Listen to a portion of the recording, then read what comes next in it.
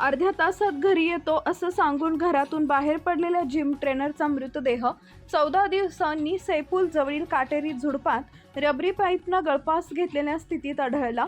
सचिन मच्छिंद्र माने, वय वर्ष 30, राहणार विजापूर नाका 2 नंबर झोपडपट्टी, असं मृत तरुणाचं नाव आहे. ही घटना शुक्रवारी सकाळी 9 वाजेच्या सुमारास उघडकीस आली. मृत सचिन हा 14 मार्चपासून घरातून बेपत्ता होता. याबाबत कुटुंबियांनी तो हरवल्याची फिर्यादीही दिली. सचिननं आपण आत्महत्या करणार असल्याचं स्टेटस ठेवल्याची माहिती सूत्रांनी दिली आहे. सचिन हा शनिवार 14 मार्च रोजी पत्नी कल्याणी यांना आपण अर्ध्या तासात घरी येणार आहे, तोपर्यंत कैरीचं लोणचं आणि भाजी बनव असं सांगून गेला.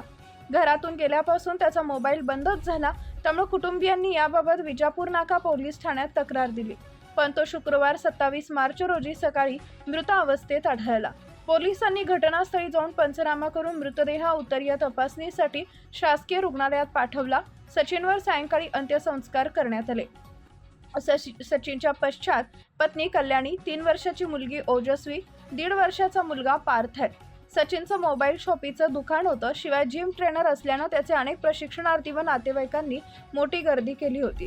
दरम्यान प्राथमिक अहवालामध्ये गळफास घेतल्यानं मृत्यू झाल्याचं आढळलंय.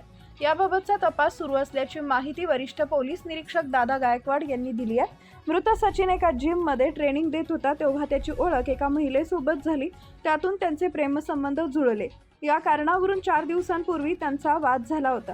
यानंतर त्या महिलेच्या पतीनं आणि भावानं सचिनचा खून केल्याचा आरोप पत्नी कल्याणी आणि नातेवाईकांनी केलाय. त्यामुळे त्यांच्यावर गुन्हा दाखल करून अटक करावी अशी मागणी केली जाते आहे.